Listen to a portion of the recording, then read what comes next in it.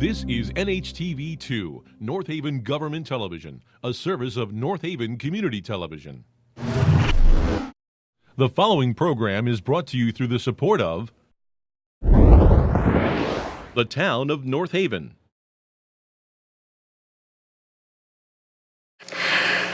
Good evening. My name is Stacy Yarborough, and I am the Town Clerk and Tax Collector for the Town of North Haven. I want to welcome you to the Town of North Haven's public hearing for the proposed budget for the 2018-2019 fiscal year.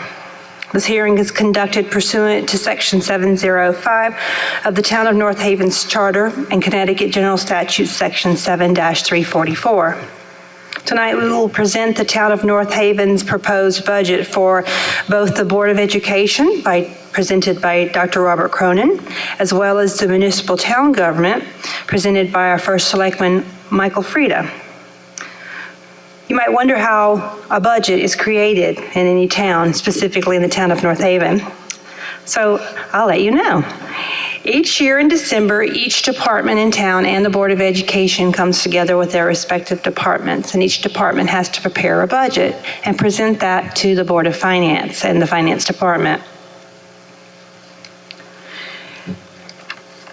Each department head in the new year is then expected to present their budgets before the Board of Finance at what are called budget workshops.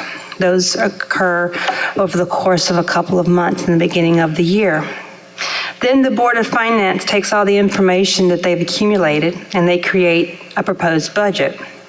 And with that, a tentative mill rate, which is what makes a budget a reality. The proposed budget is presented to the town tonight as a public hearing. The next step will be the annual town budget meeting, which will occur on Monday, May 7th, 2018, and we hope that you will also attend that meeting. And further, there will be the town budget referendum, and that occurs on Tuesday, May 15th. Finally, once the budget passes, the Board of Finance will meet and set the mill rate for the new fiscal year. Now, ladies and gentlemen, this is a public hearing. We look forward to all your questions and comments, but we do ask that you come forward to one of these two microphones up front, speaking only in those microphones so that everyone here and on TV can hear what you have to say. And before you speak, please identify yourself and give us your address. Please be kind to your fellow meeting people.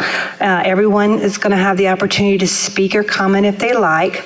And normally the best way to go about the process is to give everyone a chance to speak at least one time before someone speaks a second or third time. So let's kind of keep that rule going tonight because I think it makes things very smooth. Lastly, we are only speaking on the proposed budget tonight. No other topics will be discussed. And last but not least, there will be no voting. No voting tonight. This is just a hearing, just a discussion as to the proposed budget. Now at this time, I'm going to turn this budget hearing over to Dr. Robert Cronin. Thank you.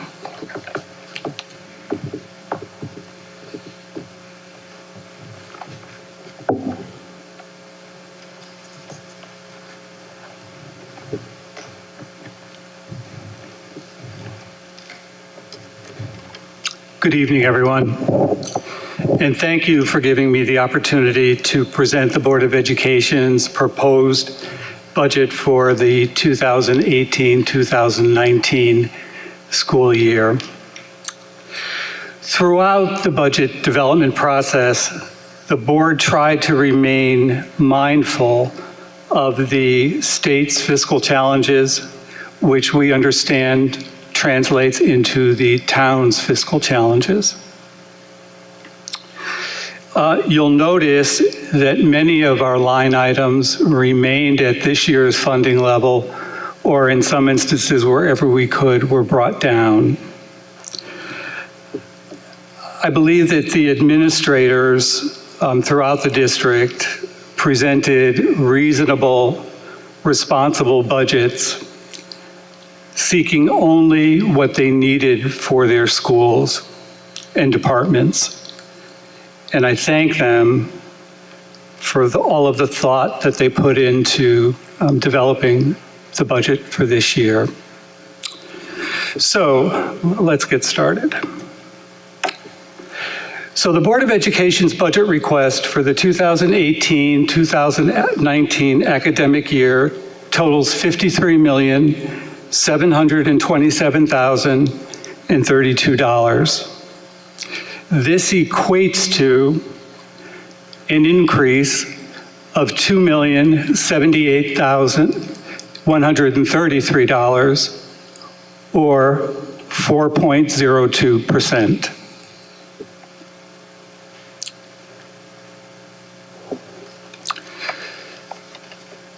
Really, when you look closely at the budget, the majority of the increase is driven by three variables: health insurance, contractual salary obligations, and transportation increases. I'm going to speak to each one of those a little bit in more depth. As far as health insurance is concerned, the increase comes to a total of $1.2 million. Now, this increase includes medical and prescription drug insurance for a staff of 406 employees. And those employees would fall into one of three categories: either administrators, certified staff, and by certified staff, I'm talking about teachers, school psychologists, school social workers, and then finally non-certified staff, and that would include everyone else: nurses, secretarial, clerical, paraprofessionals, and custodians. Now, there's one caveat that I want to mention here as far as health insurance is concerned. We begin working on this budget in the late fall and early winter, as has been mentioned already this evening. That was the number that was quoted to us by our insurance broker at that time. That number changes, but we can only work at that time with the number that we've been given. So this is based on data that we had in December of 2017. Contractual obligations account for $463,000 of the increase. And again, it would be within those three classifications that I mentioned: the administrators, the certified staff, and then the non-certified and support staff. The administrators bargaining unit negotiated a contract during the fall of this year, late fall of this year. The teachers are currently in the second year of a three-year contract, and we will begin negotiating with them this fall. The nurses bargaining unit we are currently entering negotiations with. The non-certified staff bargaining unit we are currently in negotiations. And the custodial bargaining unit we will begin towards the end of the school year. So many of the contracts, with the exception of administrators, are coming due for renewal. Then we have transportation increases, which total $338,000. And really, the addition of 5 vehicles, 3 for in-district special education students, and 2 for students with special needs who attend out-of-district facilities, each at a cost of approximately $50,000. That, coupled with the 4% contractual increase based on our contract with the bus company, really accounts for that total sum of $338,000. Now, we're hoping that this year we're going to be able to realize some savings in special education transportation in particular, because we've entered a consortium, if you will, with other towns in the area, that if we are sending students to a similar or to the same out-of-district placement, which many communities do, that we would combine our runs and share those expenses. So by sharing the cost, hopefully we will bring our transportation costs down. That will begin in the fall of 2018. So next year will be a year in which we evaluate that and look at that closely.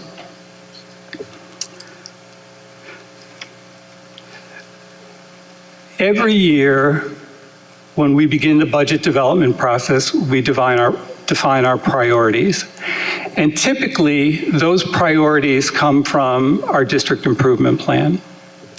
And historically, there have been somewhere in the neighborhood of 6 to 8 priorities every year. Well, this year, recognizing the fiscal challenges, and because we have a number of good programs and services in place for students that we've been able to do over the past few years, we have 3 simple priorities: to meet all contractual obligations, to preserve certified and non-certified positions, and then to continue to improve student achievement throughout the North Haven Public Schools, kindergarten through grade 12.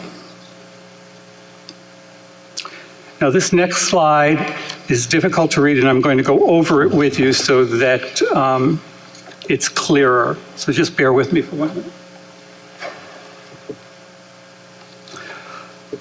So I wanted to clarify for everyone what the resource distribution is like in the Board of Education budget. So I'm going to begin, if you look at that largest slice of the pie, if you will, it's 60%, and that is salaries. If you look above the 60% or next to the 60%, 17% of the budget is committed to benefits.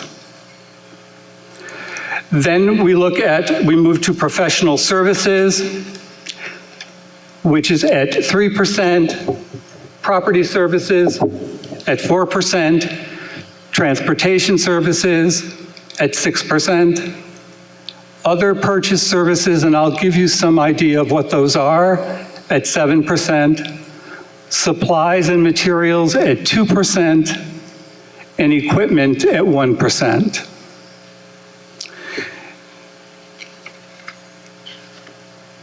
The matter, over 75% of our budget, as you can see, is committed to salaries and benefits. The work of education is labor intensive. I think we all know that. There are times, possibly, when we can get by without some materials and some resources, but we can't get by without people. The professional services area includes contracted services, such as an audiologist, the services of an audiologist to come in to work with our hearing impaired students, such as our school medical advisor, our school resource officer, police and fire coverage at events.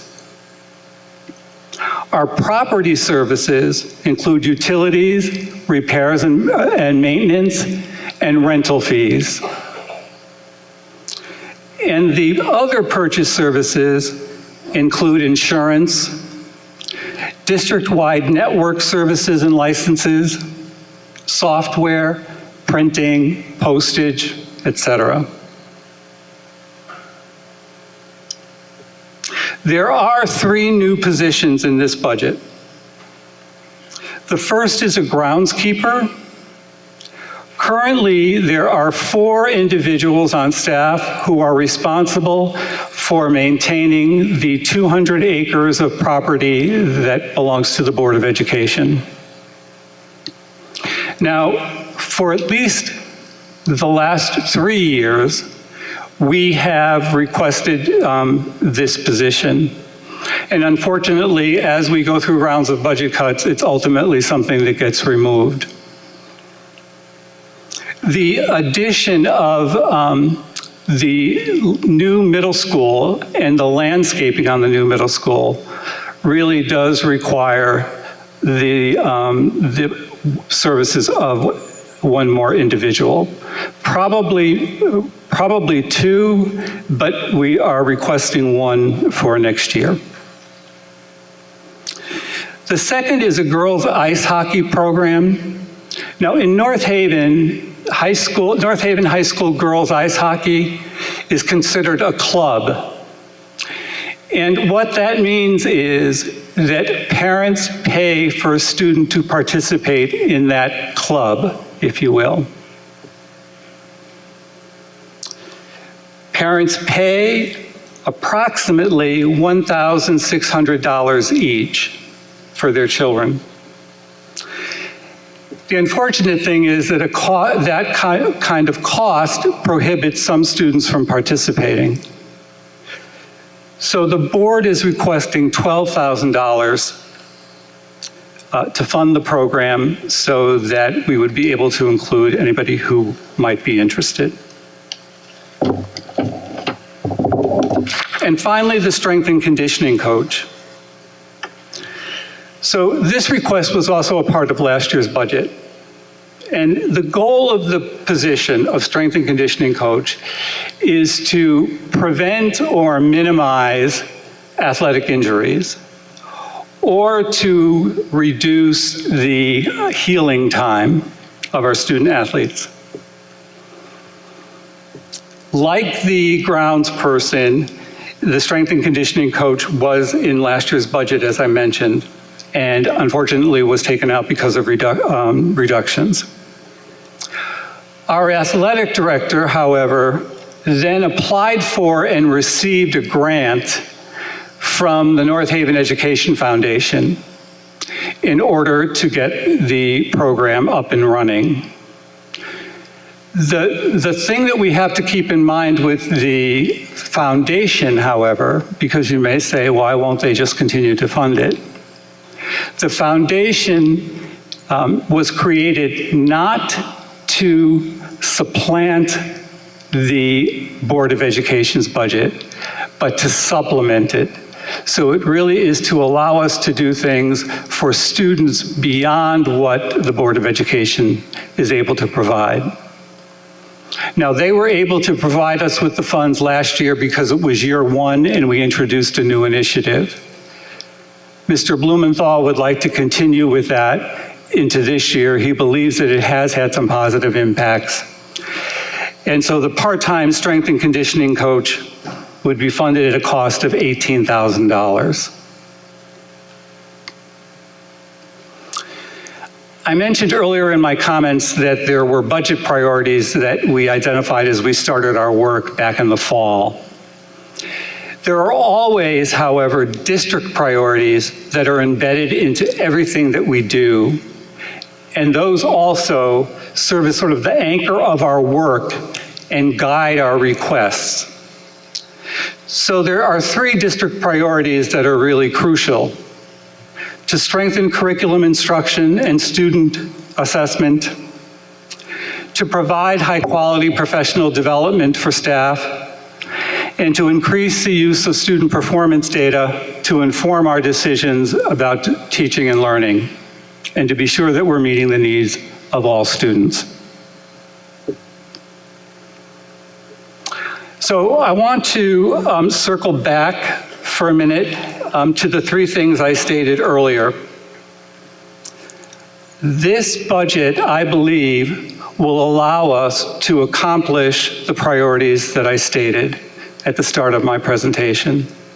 We will be able to meet all contractual obligations. We will be able to preserve most certified and non-certified positions. And I say most because we just don't know what the future holds. Ideally, we would preserve all, and that's what we always, that is always our objective. But it is a matter of waiting to see where things fallout in the end, if you will. And then it will allow us to maintain our focus on improving achievement of all students, which is our mission. So that summarizes the Board of Education's budget request for the 2018-2019 school year, and I thank you for your attention.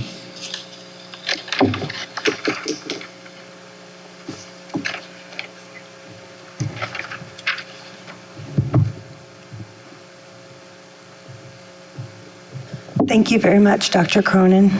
We're just going to change the slides for Mr. Frieda's presentation.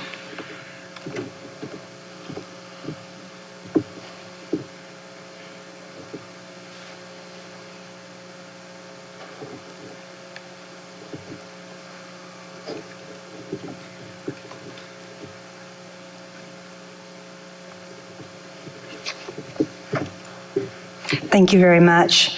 At this time, I'm going to introduce three other people that are on the stage when it's time for questions and comments.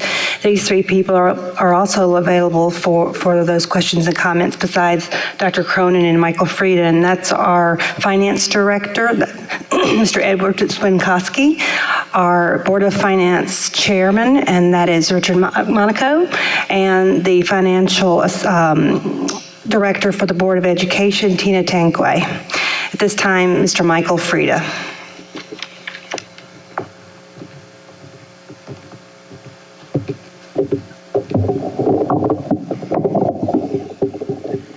Thank you very much, Stacy, and thank you, Dr. Cronin. And once again, Bob, it's always been a pleasure to work with you, and thank you for your efforts in putting together this budget this year that you just presented. I'd like to open by saying that this has been a particularly challenging budget to put together. And it's not exactly a budget that I'm particularly pleased with, and I'll share with you why in a few moments. But I wanted each and every one of you to know that we're at the stage in the process where we're obligated to show you where we are right now, obligated by town charter. From this point forward, there will be another town meeting in May 7th, and then the town referendum will be on May 15th. So tonight is a night where we present to you where we are in the process. There will be another Board of Finance meeting later this month in April, and that will precede the two meetings that I just referenced. So here's where we are. I should start by telling you where we started. In the beginning of this process, which started in January, the total requests for incremental spending were approximately $6.7 million from all of the departments, the town and the Board of Education. And we realized right away that a 7% increment in spending is not going to fly here. At a time across the state where taxes are the #1 issue, this was the original proposal back to us. In fairness to everyone, the departments and the Board of Ed, we asked them, what are the needs? So in other words, we didn't start this process by saying, don't ask for anything. We want to see what you think the needs are. And the original request came in at $6,677,280. So what have we done since then, since January? From the town side of the budget, we've cut $2,308,349, and I'll review that in a few moments. On the town side of the budget, there are no new positions in this budget that you're seeing tonight that we're presenting. What does that mean? Where are we on the town side? We're at $47,210,715. And here's the way it looks. If we look at the current fiscal year, 2017-2018, which ends in June, the budget is $44,919,912. So with the budget that we're showing tonight, that's the $47,210,715 that you see here that I referenced in the previous slide. So the dollar change on the town side, after eliminating over $2.3 million, is about $2.3 million, or roughly a 5% increase, and that includes an increase on contingency, which we're still analyzing about taking that back in the next round of budget presentations, cutting that back. But for the sake of this evening, that's where we are. So the total recommended town and Board of Ed budget shows that 4% increase moving to $100,417,551. But I want to be very clear on something, so there's no confusion. I asked Dr. Cronin to present his original budget that he presented at the workshop sessions, and Bob did that tonight. At the most recent Board of Finance meeting, we spoke about potentially going back to the Board of Education and asking for a reduction of the $2 million by 520 to get it down to roughly $1,557,000. The conversation at the Board of Finance meeting centered around, is there a way to reduce the $2 million request but not adversely affect education in the classroom? Are there ways to look at some of the line items that Bob spoke about earlier, including some of the future efficiencies that Dr. Cronin mentioned in his presentation? Are there ways in the non-educational line to reduce the $2 million aggregate request by $520,000? This presentation tonight reflects the upcoming request to the Board of Education to look at that for us. When we look at the town and the Board of Ed side, 53% of the proposed budget this evening is on the Board of Ed side and 47% on the town side. The town is carrying $4.8 million in this fiscal year of Board of Education debt. So if we looked at that and added that back in, the town is 42%, and the Board of Education would be 58%. This chart here shows you on the town side the increase in the departments. The general government increase shows 5%, but most of that on the general government side is a line item that estimates the unsettled contracts and how much money should go in to that line item once the contracts are settled. In municipalities all across the state, once the contracts are settled, the raises become retroactive. That is why that is 5%. Every year for the last several decades, this is the way it has been working. The police department, a 2.1% increase. Animal control, 4.2%. That's reflected in a desperately needed capital item. The fire department, 8.2%. Land use, 3%. And the Department of Public Works, 2.1%. So let's take a look at the capital requests and where we started. On January 17th, you'll see these items that were part of the original $6,677,000. The changes we made are in the third column over, where you see the parenthetical numbers. And on March 21st, the revised budgets are in the far column to your right. Those are the items, those are the capital items that are in this budget. And here we see the second phase, what was originally in the budget and what we've pared it back to. Now let's take a look at the capital requests that remain in this budget. From a police standpoint, you could see 2 cruisers 3 laptop computer replacements, the body armor, the emergency light bar, the siren package, and the license plate reader. So capital requests from our police department, $121,000. The capital requests in this budget from the Department of Public Works, after going through the iterations of the budget, are $365,000. And I wanted to take you through that. Item number 1 is almost an unfunded mandate. It is an unfunded mandate from the state. So we have to do that in conjunction with DEP guidelines and regulations. These are tank removals at Mono East School and over at the Public Works. The replacement for the PW garage is a roof on the old structure, not the new structure that was built about 4 years ago. So when we look at Public Works, $365,000. From a fire department perspective, these are the items that are in this budget. As you can see, the command vehicles, utility vehicles, station security.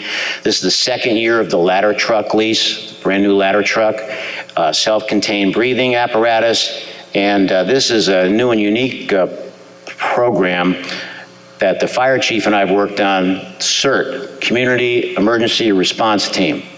And this is a group of citizens who are working with the fire department. The request is to have a vehicle for CERT, and we've included it.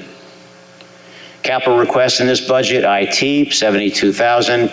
Martha Culver, you see there. So the total capital is $1,029,000. When we look at the breakout of the capital expenditures, you can see the percentages of capital by department as it relates to the total, $1,029,000. We are projecting the following revenue from the state.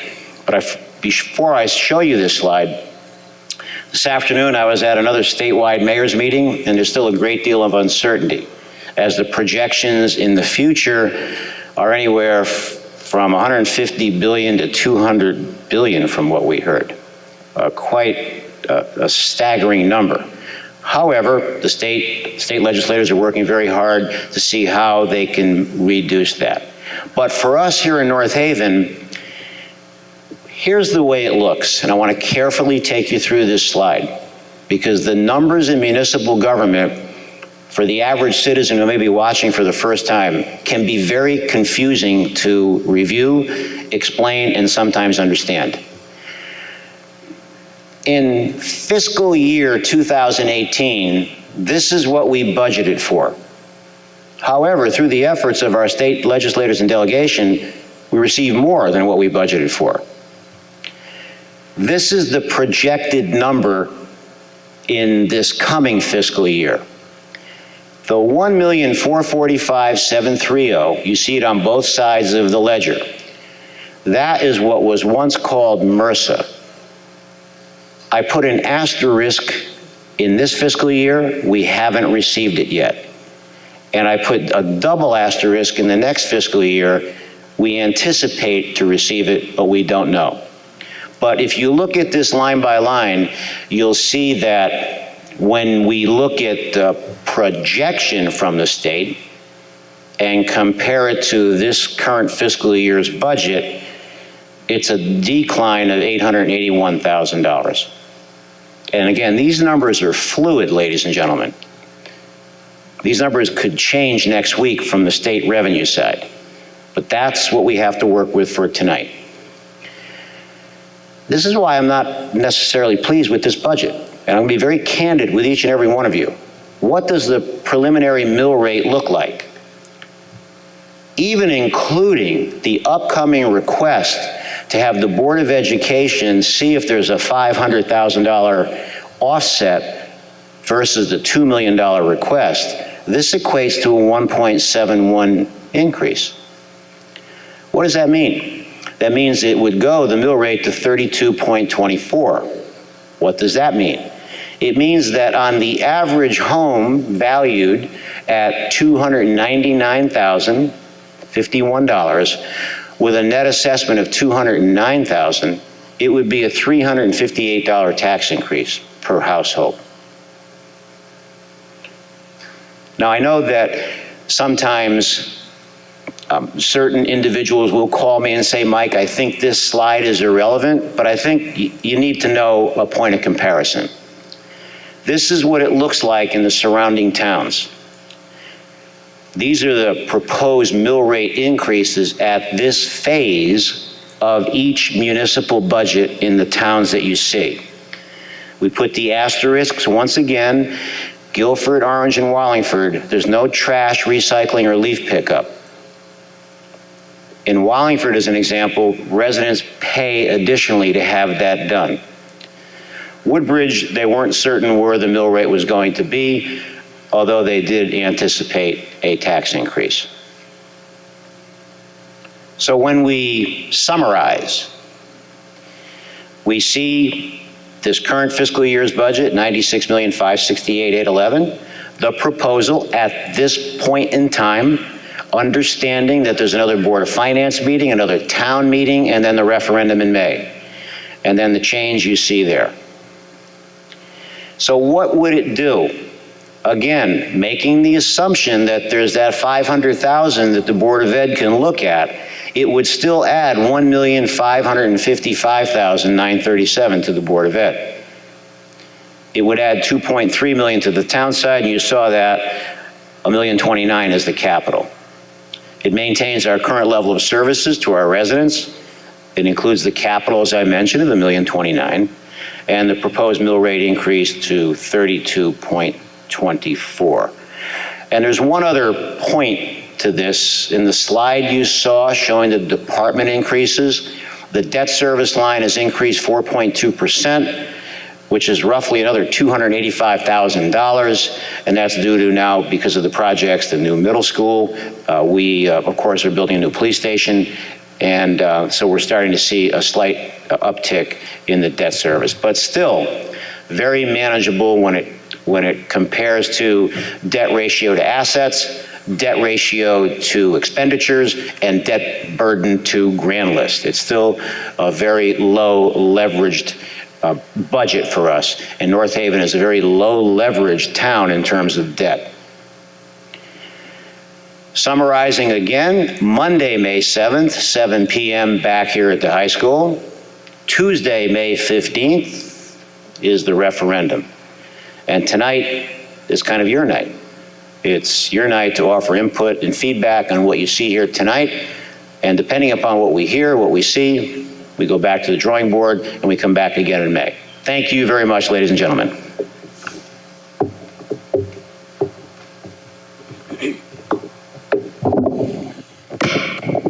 Thank you, Mr. Frieda. At this time, if you'd have any questions or comments, please feel free to come forward.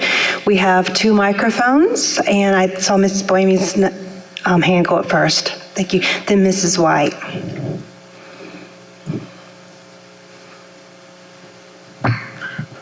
Good evening, Sally Boehme, 5 Blossom Drive. I have a question for Mr. Frieda on the slide with the MRSA money showing the $800,000 in parentheses. Is there any way that slide can go back up?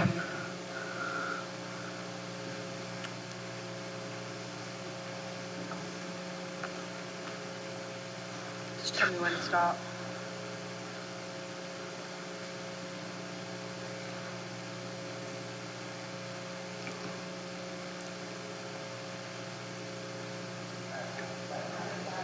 I went by it.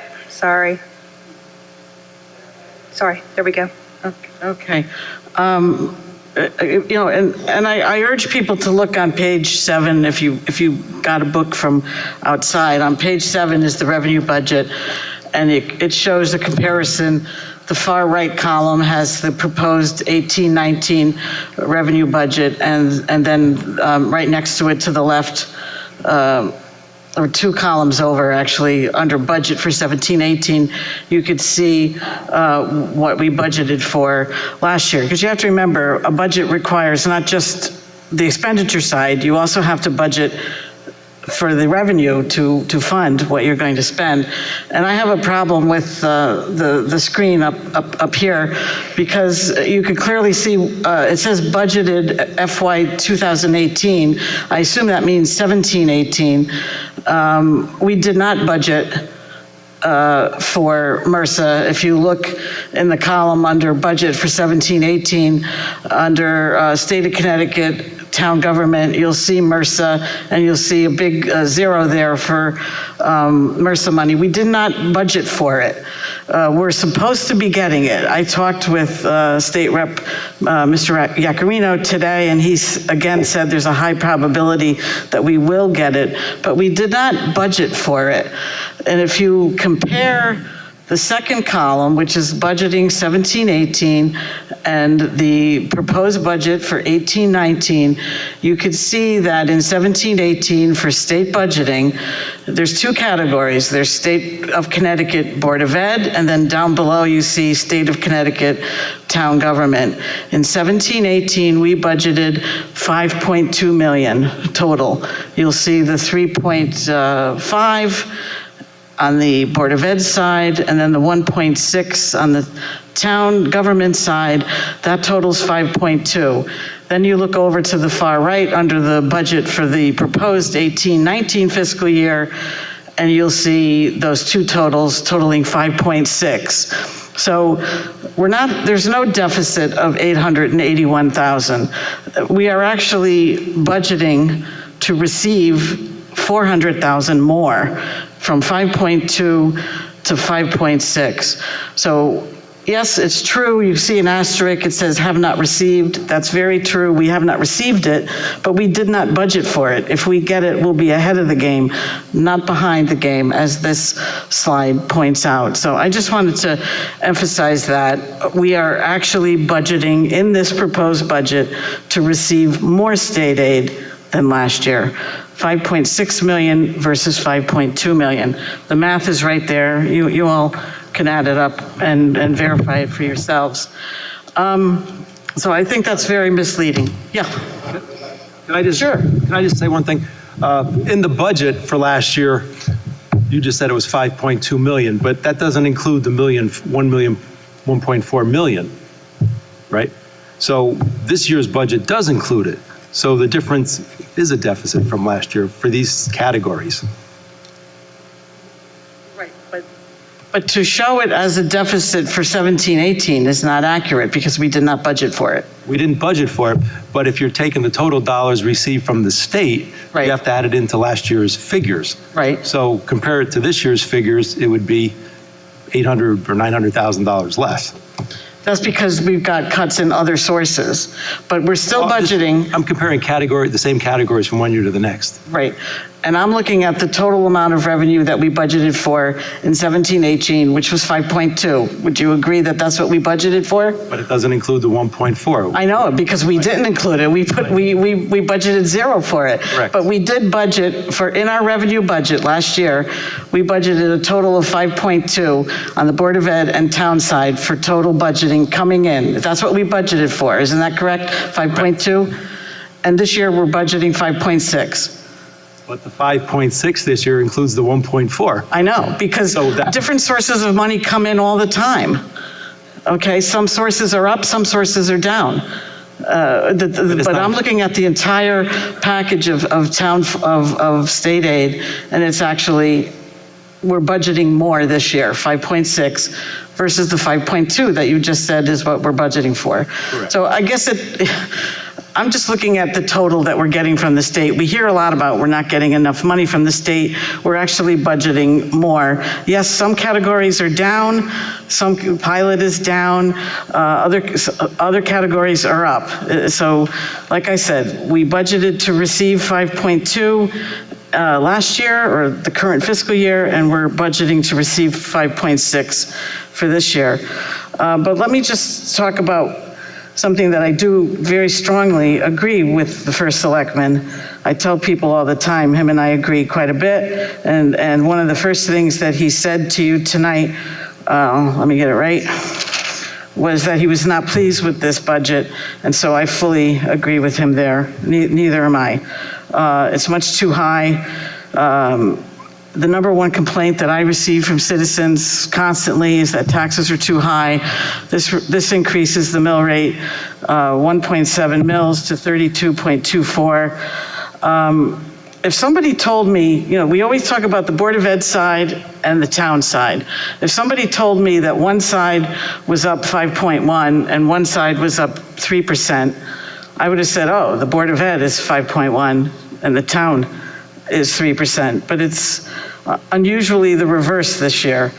And I have no problem with the 3% Board of Ed budget, and I hope that nothing else is cut from there. Although I am still hopeful that someday we'll see a reduction in the number of teachers that we have because enrollment keeps going down. A couple of years ago, I asked why, 10 years ago, we had 4,000 kids in the school system with 300 teachers.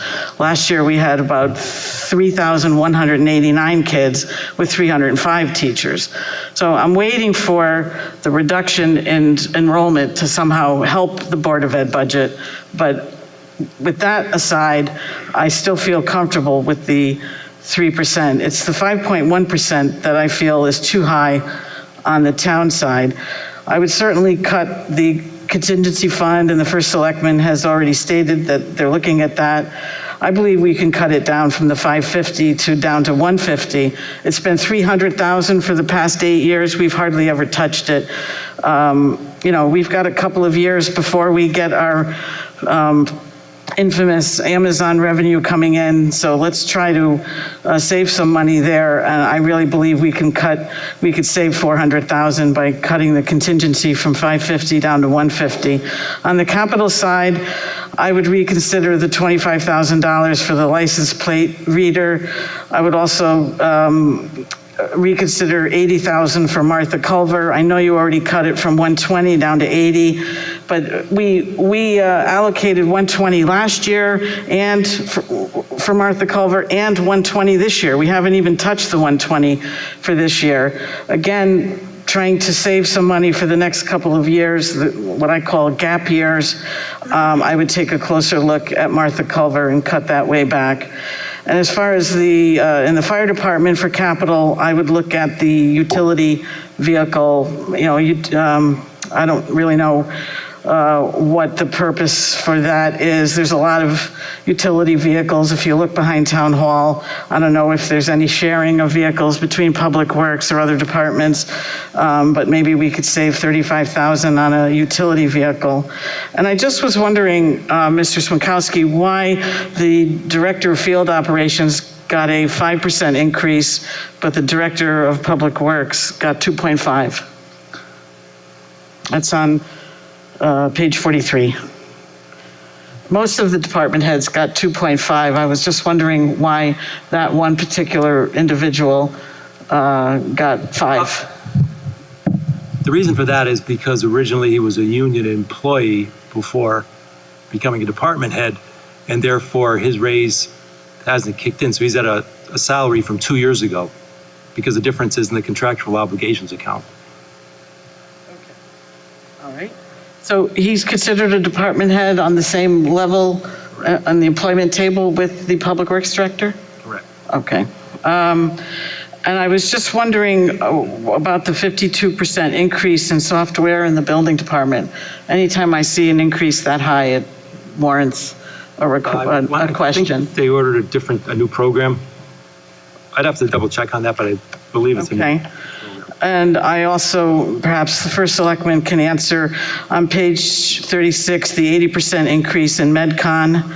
Again, this is just a question. Whenever I see a high percentage, like 80%, it begs the question for why such a large increase. That's MedCon on page 36.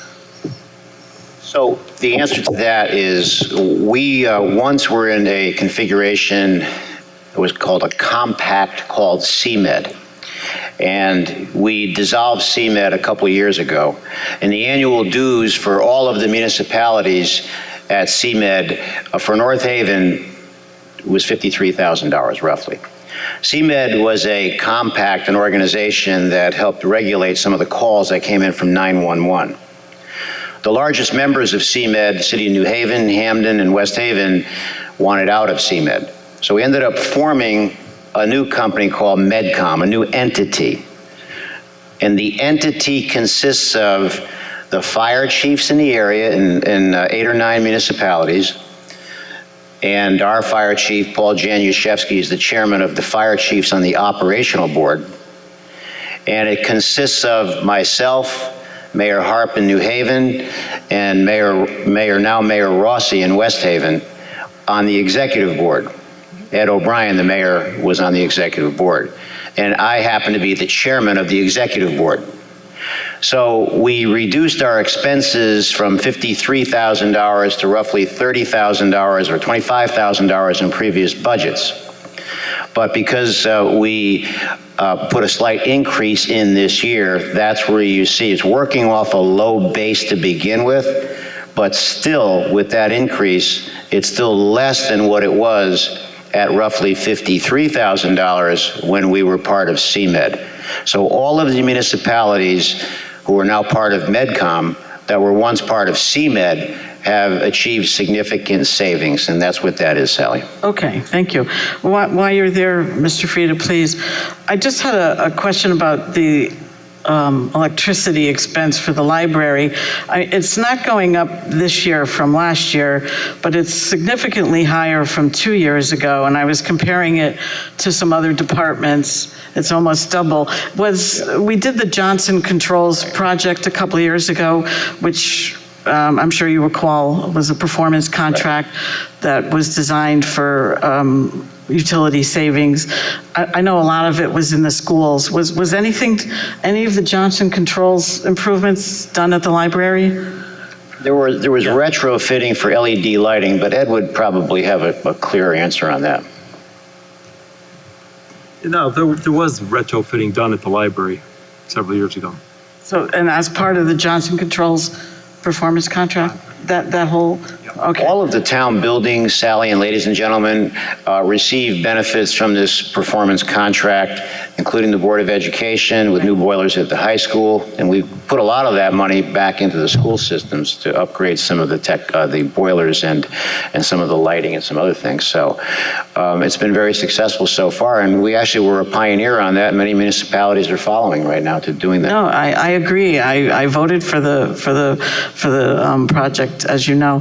I was just comparing percentage increases with the library over like the fire department, police, and it just seemed to be at a higher one. So I just wondered if that was involved or not. So you just okay. kind of triggered a thought, Sally, with that Sure. with that commentary. What's not reflected in this budget from an energy standpoint is we're going to be moving forward in the summer to expand the solar panel park at the site of the old landfill, which now is about 0.33 megawatts. So we're working with Green Skies. It'll expand to about 0.820 megawatts. So what does that mean? It means the largest energy user in the town is the Water Pollution Control Authority. So right now, we're probably powering 35 or 40% of that through the existing infrastructure on the landfill. Once we ramp that up to a new higher level, we think that we can achieve another 40% savings, and hopefully almost 80% of that largest energy user will be offset by that solar park. Thank you. Okay, thank you. And I just wanted to just summarize and say that I hope that the Board of Finance in their April meeting in a couple of weeks will cut this budget back and give the taxpayers some help. I did want to say one thing about the fire department. That was there was a heavy focus on the fire department this year. The fire chief gave a long presentation trying to argue in favor of hiring 8 new firefighters this year and 8 next year. And he did have some meritorious arguments about the increase in the percentage of medical calls. There is no increase in the fire department personnel in this budget. We just can't afford it right now. But I just wanted to summarize very quickly what I had written about, which is Right now we are negotiating a new fire contract. Right now, our fire department, we have 4 shifts and 8 men work in each shift. So there's an A, B, C. They work 24 hours, then they're off 72. And I really think that this would be a perfect opportunity to renegotiate the possibility of adding 2 firefighters Monday through Friday from 8 a.m. to 4 p.m., which would put 10 men on duty, 10 people on duty during the times when the need for emergency medical calls seems to be the greatest percentage-wise. Obviously, a medical emergency could happen at any time on the weekend, 2 in the morning. I realize that. But based on some of the statistics that the chief showed us where contemporaneous calls were coming in for medical help, it seemed like most of them were happening during Monday through Friday, during the workday, when there's a lot of people in town and, everybody's out and shopping and, all of the medical facilities are open. It just seemed to me that it would be prudent to try a very conservative approach first and allocate scarce resources where they're needed most, which is Monday through Friday during the work hours. So that's my idea to help with the increase in these medical calls. Let's put more men on duty when the calls are, at least statistically, a bit higher, but that would require changing our contract. So that's the thoughts that I had on that, and I appreciate the time. Thank you. Thank you very much. Ms. Mary White?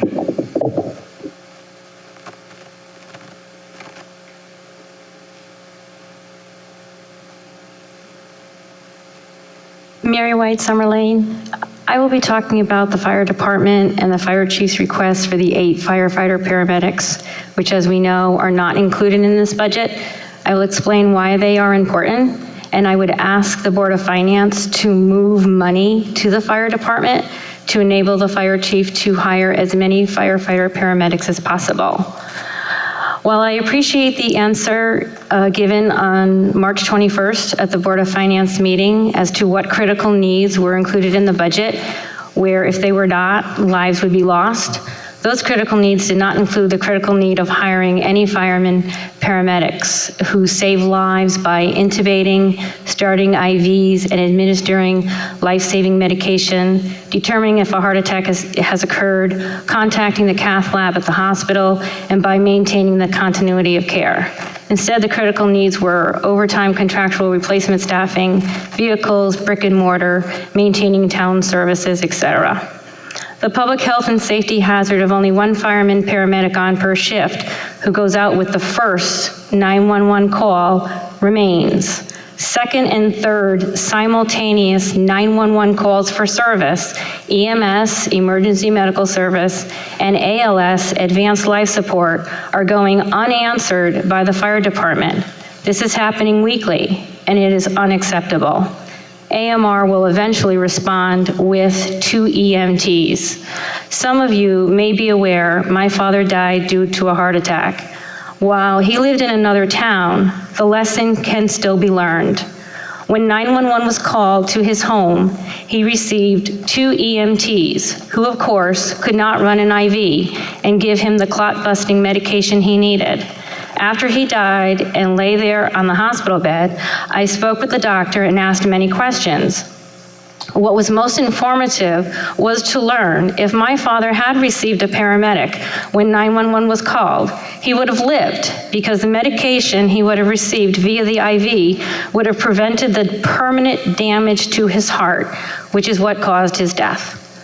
Although I understand there are other items included in the budget, such as raises, a large increase in health insurance costs, pension contribution, debt service on the middle school, we must move money to deal with this emergency of only 1 paramedic on per shift.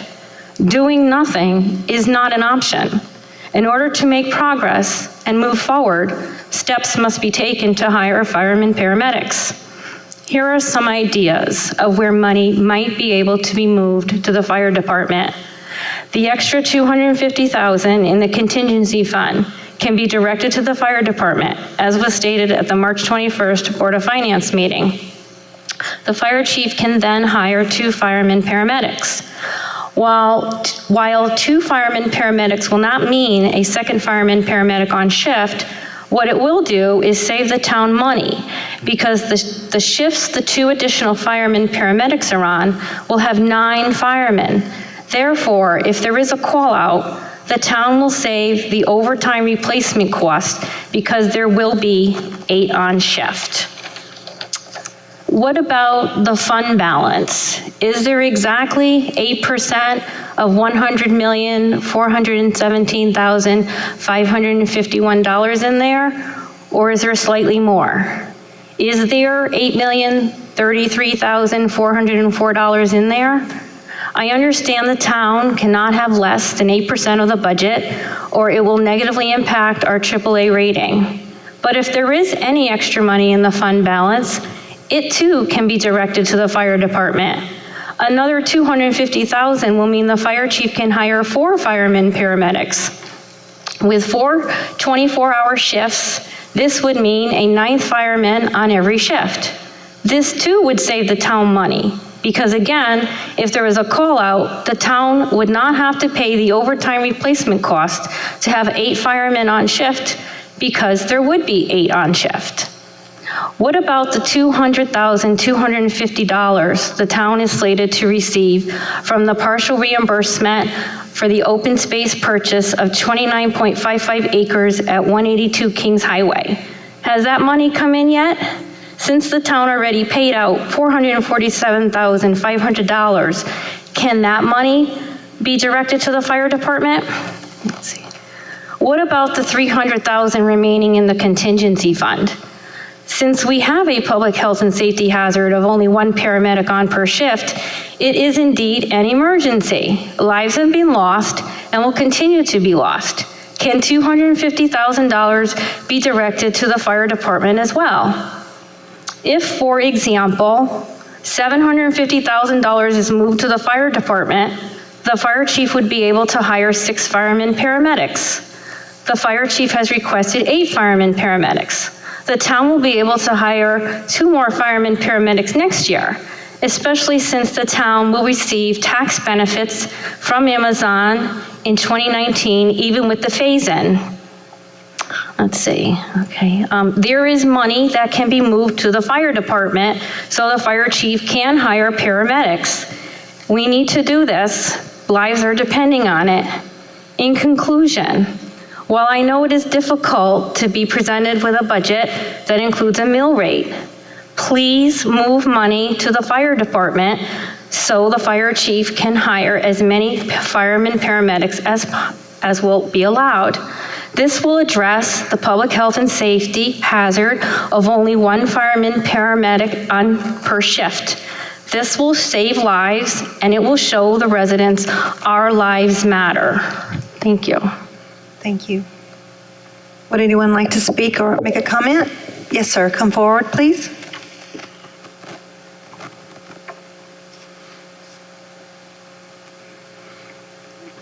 I'm Fritz Betker, 290 Spring Road. First of all, let me second every single thing that Ms. Boemi said.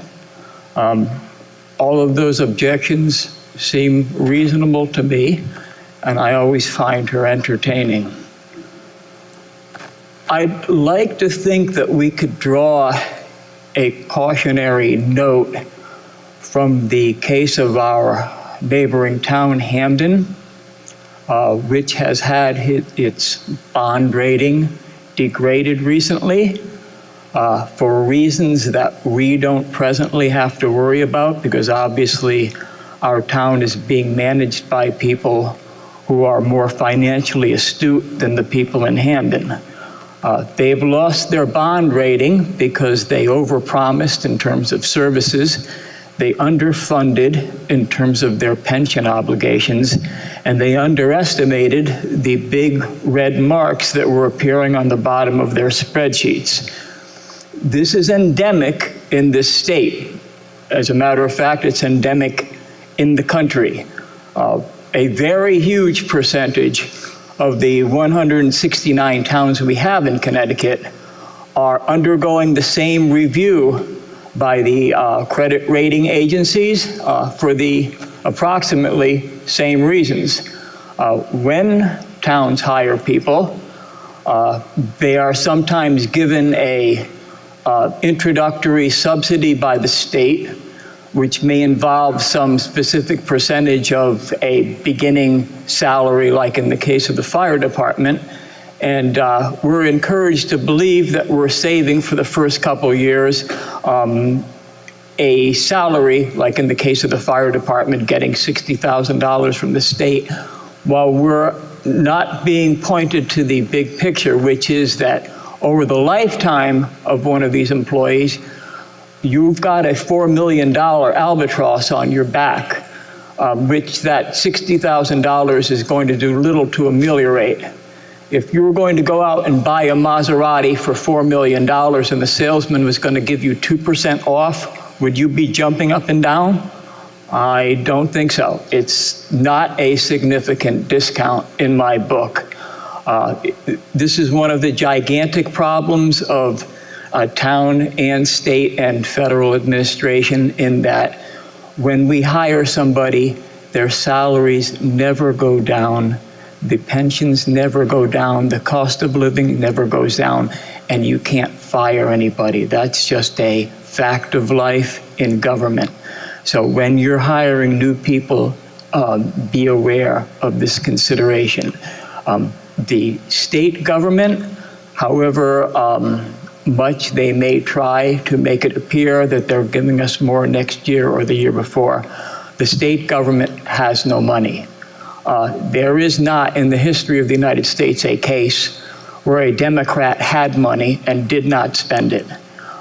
If we have somebody in the executive branch in Hartford who is not giving us money and is not spending money, it is because he has no money.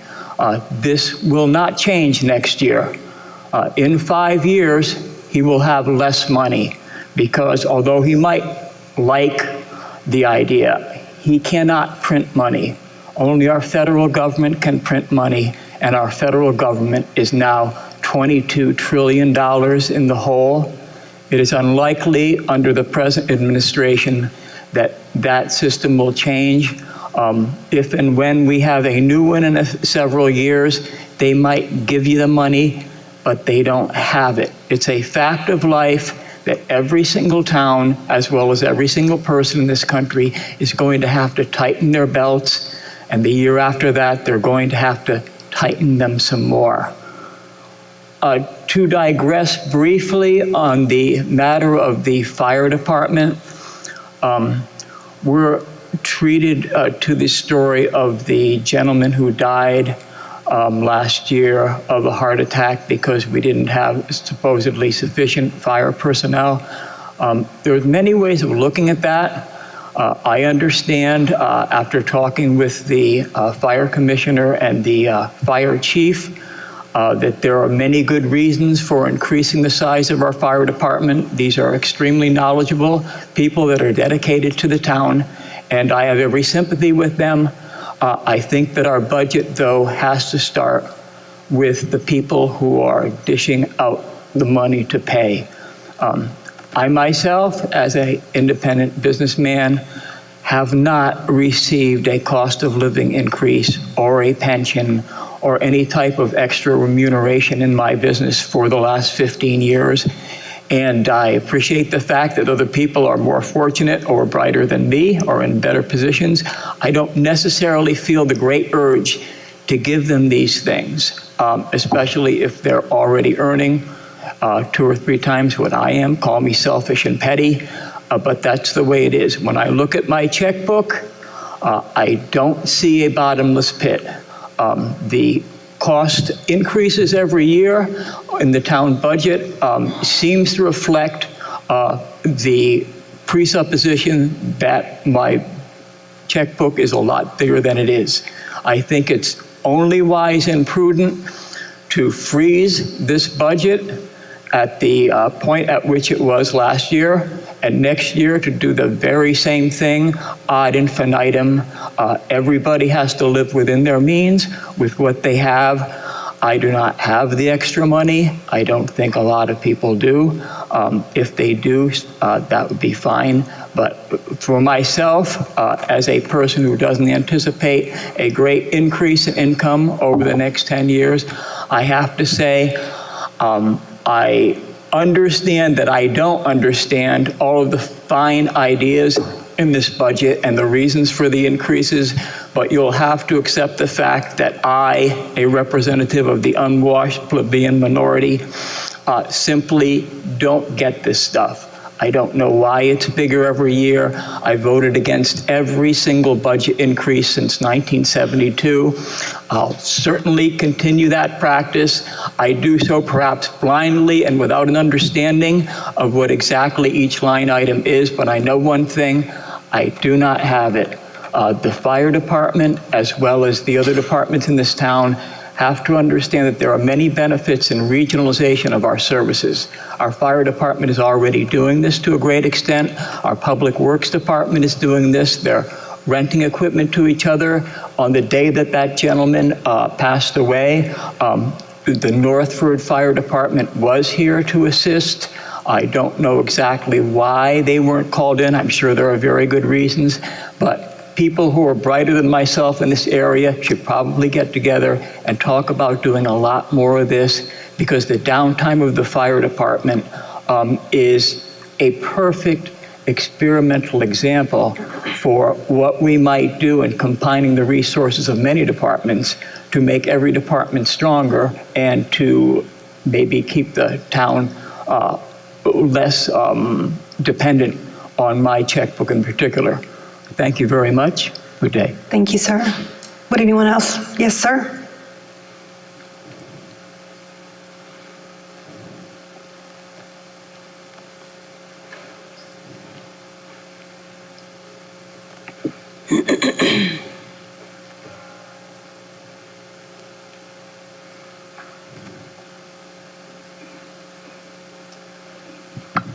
Hello, my name's Stephen Irons, and I live at 34 Clintonville Road in North Haven. I'm a lieutenant in the Westridge Volunteer Fire Company 3 at Ridge Road, and I'm speaking toward the denial of funds to replace 2 of our fire apparatus and the denial of the maintenance funds to sustain our existing apparatus. So I have a comment and a plea, I guess you could say. I've been a firefighter for the last 15 years here, and in that time, the town has provided me and my fellow firefighters with training in the form of state-certified coursework, practical examinations, annual live fire experience, and access to mandated OSHA training. In addition, we train once a week in the evening for 3 hours, almost every week during the year. I have worn through 2 sets of town-supplied gear, and I'm working on my 3rd. I have been riding the same 2 pieces of apparatus since I joined the North Haven Fire Department 15 years ago, Engine 4 and Engine 6. These vehicles are 24 and 18 years old respectively. How many of us have cars that we must critically rely on that are this old? It is inexcusable that our emergency apparatus is older than most cars on the road. An integral component of an effective fire department is its members are able to get to a scene quickly and safely. These aren't vehicles that if they break down, someone will just be late to work. We will be late for an emergency or perhaps never arrive at all. We have had instances where upon responding to a call, our engines were unable to even leave the station.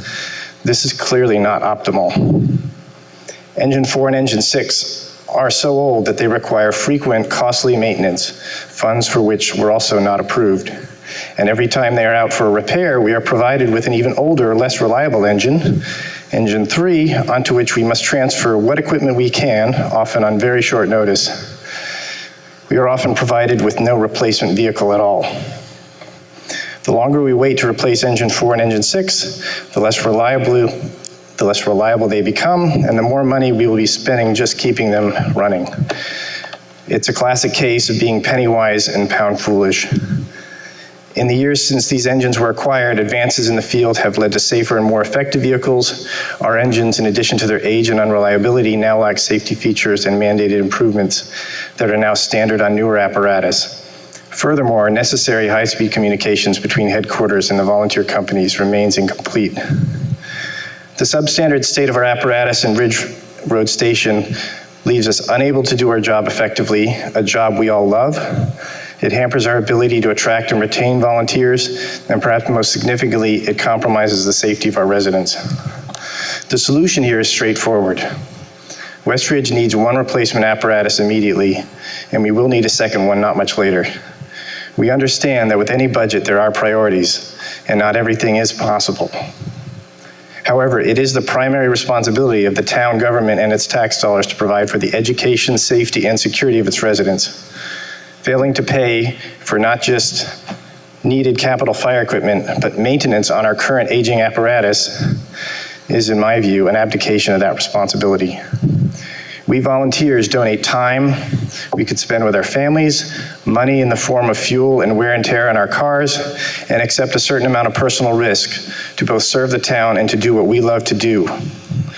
We save you money and only ask for the proper and legally mandated tools required to operate effectively. In refusing to approve the purchase of these two desperately needed engines, as well as funds to maintain our existing fleet, you are playing with fire. Respectfully, that's our job.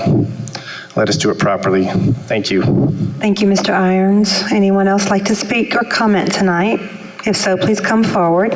Yes, ma'am.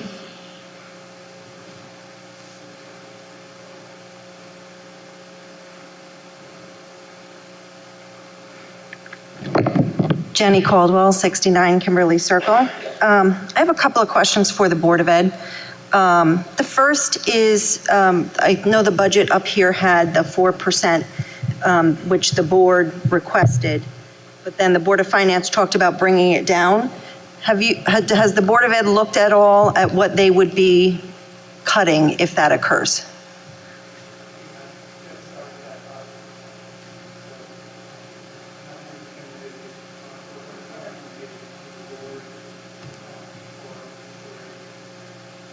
Okay. About 300,000 should come out of medical. Because you think the medical is going to go down? The last one we had a little less than what they have budgeted. Okay, but the board right now is behind, aren't you in the hole for the medical? Okay, but isn't it based on the, okay. What I was saying was there's about 300,000 of that will come from medical, based on the last numbers we got. I want to ask some questions about contractual obligations. So the administrator's contract just closed sometime this past year. And when I'm looking at the sheet that came in the budget, I know they received 2.1% plus step increases. When I look at the elementary school salaries for the principals, they all look like they're on the same step. Are they all at the same step? So how many of the administrators are actually going to get a step increase that will change that 2.1% to a higher percentage?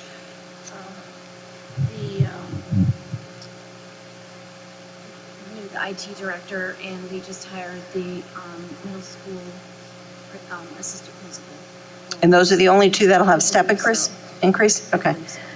And then the other question I had was around the contracts that were renewed for the superintendent, assistant superintendent, and director of pupil services, which was voted on last February, but I could not find what their percent increases were and, you know, what that contract said. I can get that for you. I don't know that off the top of my head. Do you know how much of an increase it was from this year to from last year to this year? Percentage-wise, not off the top of my head. Okay. I'm sorry.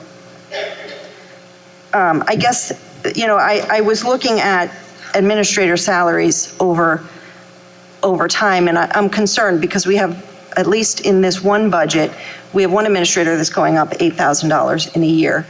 And when I look at over the course of 5 years, administrator salaries have gone up significantly. And when you compare that to what the teachers are getting or the non-certified staff are, I just have a concern about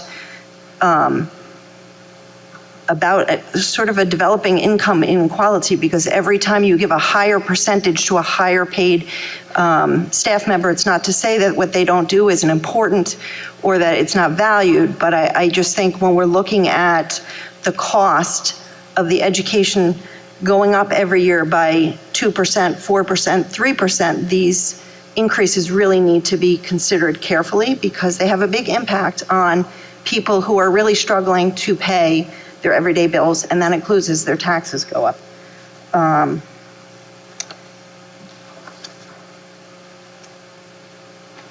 So that was one question I had.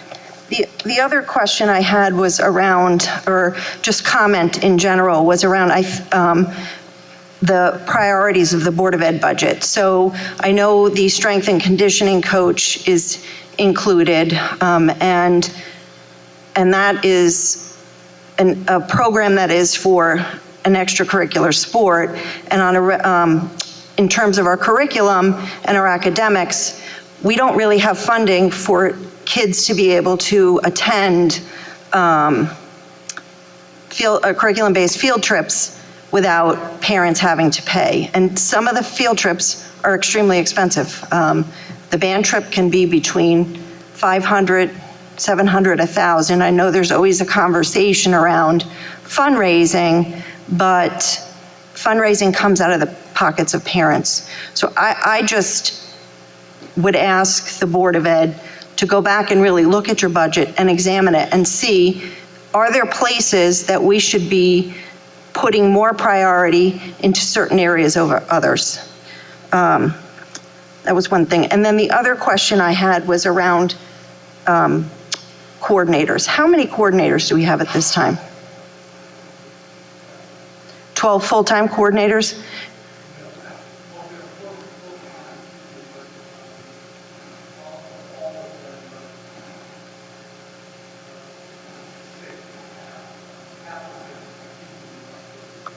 So there are 6 full-time coordinators. Yes? Okay. And I guess the other, so along the line of the coordinators and I know there's been interventionists added, reading specialists, and other literacy coaches, things like that, which I think are important. Is there a plan to look at data at which things are effective and which things are not effective? Because just because we add doesn't necessarily mean they're effective and that they're getting at the goal of improved academics for kids. So how is that looked at?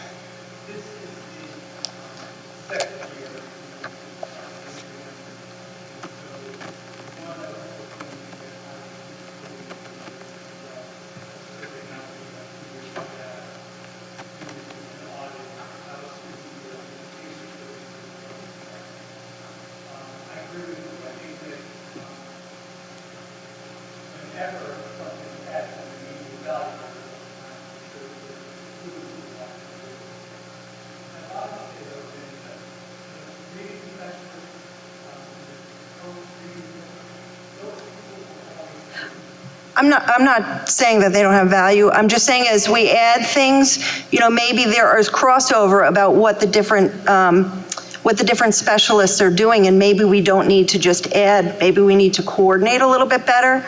And I think especially around the coordinators, I would really like to know what has been looked at to see how effective they are and whether we still need them, because, when you're talking about whether you hire another fireman to save someone's life, I think that the Board of Ed has the same responsibility to be really thoughtful and examine their budget and make sure we're being as effective as we can with the money that we have.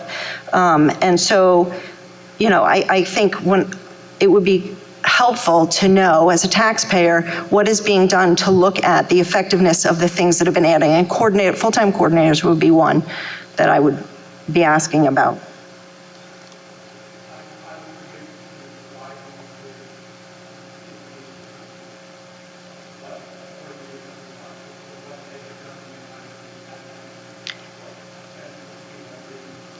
right, specifically how they impact student achievement.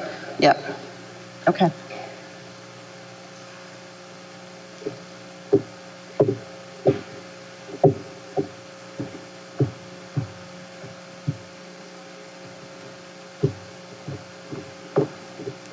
Thank you, Ms. Caldwell.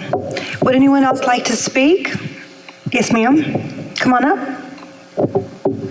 Sorry, I can't see your face. The light's so bright.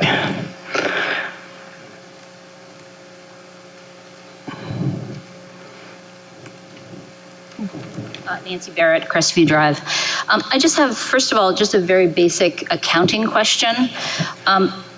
In the budget in which you're comparing budget to budget changes, I'm assuming the first number, meaning budget for 2017-18, is fixed. Is that the case for each of the line items? That was the approved budget. I'm assuming so. So here's why I'm confused. I received a copy of the budget prior to the last Board of Finance meeting, and I compared it to the budget that was available to everyone this evening. And there were several items that were changed in the 2017-18 budget line items. Specifically, the town clerk was increased by 1,100, public libraries was increased by 6,874, tax assessor increased by 1,195, tax collector increased by 2,900, and information technology was increased by 4,600. So this is all on page 3 under general government, the second column, budget 2017-18. So, and then conversely, there were only 3 items that were altered in the request 18-19 line. So one way to significantly change the last column, which is total dollar change, that's budget to budget, is to boost last year's numbers and reduce this year's numbers. So I was just wondering if there's some explanation for this change from the last. Yes, there is. The last copy that's been issued has the correct information in it. We had a little issue with our Excel program at one time when I lost some information, and when I restored it, that number went back to, was off. But the information in the budget that's been presented tonight has the correct approved budget for 17-18 in it. So the one that was discussed at the last Board of Finance meeting did not have the approved budget numbers? It probably had an error in it. 17-18. 17-18. Right. So in 5 different places, but not across the board, just in 5 line items. Right. Okay. And as far as the contingency fund, which, as Mr. Frieda mentioned, was at $550,000, I just want to make it very clear that the purpose of the contingency fund is for unplanned emergencies, natural disasters, the like. It is not intended to be earmarked for any specific projects, whether it be for the fire department or for any other department. So I think that we all need to keep that in mind when we're having discussions about what level it should be set at, because you really shouldn't be budgeting using the contingency funds for anything. Can I say one thing on that? Sorry. Only because I was the one that did it. Oh, sure, absolutely. Go ahead. Please comment on The it. contingency is 300,000. Mm-hmm. We put another 250 in there just to bookmark the dollars into the budget someplace that we were exploring options of things that could be done for paramedic service. Since nothing was decided, we kept it there. It'll either be put into another line item if we decide to go that way, or it'll be eliminated. But by April's meeting, that will revert back to 300. And again, either it'll be reduced to 250 and it'll be off the budget completely, or you'll see a new line item identifying where it's going. It's not going to stay in contingency. It was just a way of bookmarking some money into the budget that we thought would be used in this next fiscal year. And you had an idea for what it might have been used for? Yes, and we said that at the meeting. Right, so why wouldn't it have been included in that department as opposed to? Because it may not be in that department. It has, Isn't there also a category called miscellaneous? not really. It was a place of just bookmarking the money. That's all it was there for. Okay. And we made that clear when we were discussing it at the meeting. Right. Okay.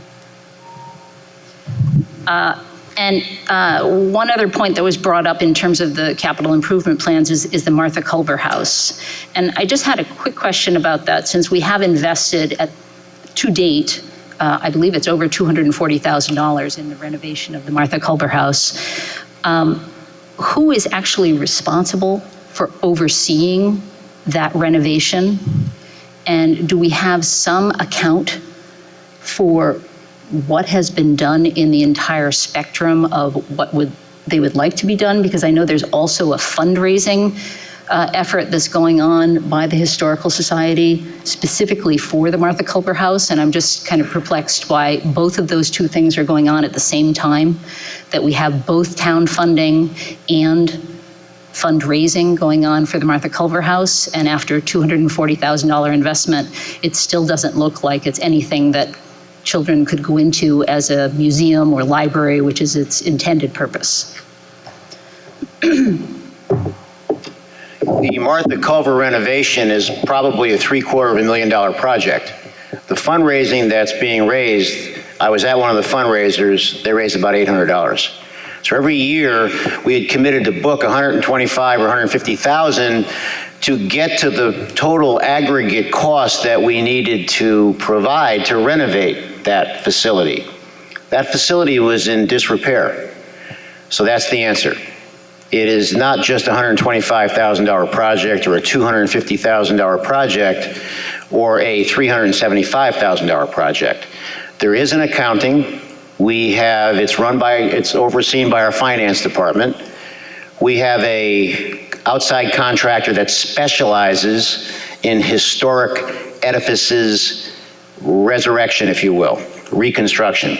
It's a specialized form of labor that's very expensive. That's the answer.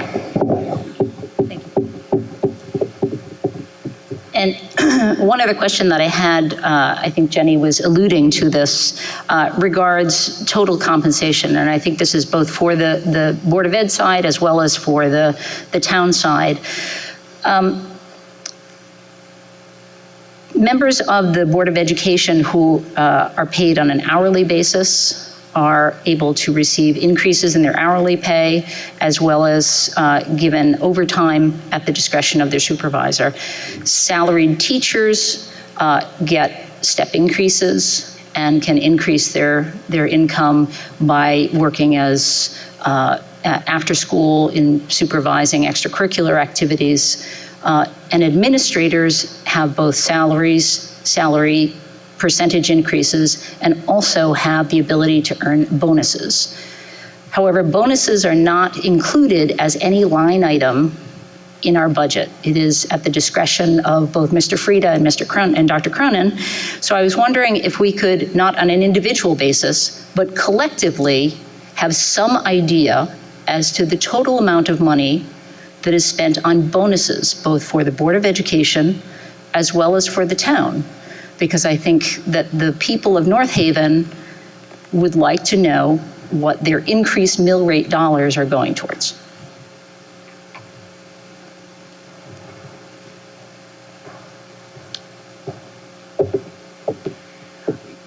You know, I have to tell you, this is a government. This isn't a corporation. There's no bonuses given to employees in a local government. No bonuses.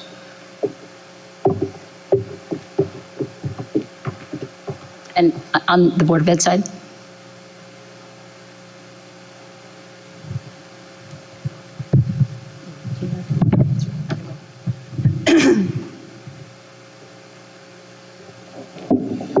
There are also no bonuses given on the Board of Education side either. Really? Not to any of the administrators? Not to any of the administrators? No, I'm not sure I'm clearly understanding what you're saying. What do you consider a bonus? A bonus is a lump sum of money that is in addition to your salary, in addition to your percentage increase for that year for doing a good job in the supervisor's estimation. No, there is not. There is not. There's no There are bonuses. not bonuses given. Okay. All right. And as far as the fire department goes, I think that I have to completely agree with the suggestion by Ms. Boemi, that I think that the real issue that's facing our town is the ability to address medical responses. And I think we could address that by hiring 2 paramedics to be working during the day. And quite honestly, I think we could reduce the wear and tear on our big trucks if we could also allocate paramedics and EMTs to be responding to medical calls in a medical response vehicle rather than in the big hook and ladder or pumper trucks. So I would also agree with the gentleman that had spoken before that I think that this budget is too high and really needs to be reduced significantly. The town of North Haven has experienced an increase in its total budget over the last 9 years of approximately $20 million. That's a 25% increase since 2009, when the budget was $81,000. I understand that the cost of living has resulted in significant increases over time, but I think that we can really do better than over $100 million for a town that's just under 24,000 people total. Thank you very much. Thank you, Mrs. Barrett. Anyone else like to speak or comment tonight? Yes, sir? And then you're next, ma'am.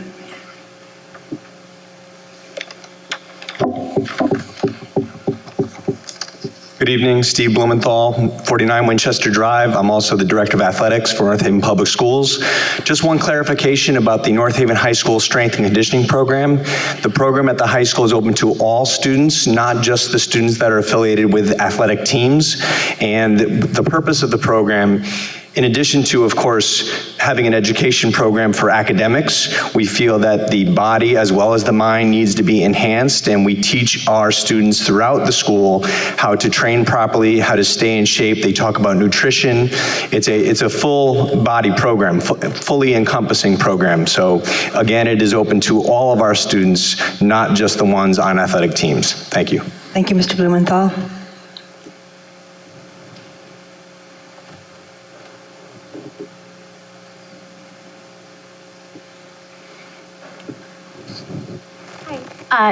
Danielle Morphy, Clintonville Road.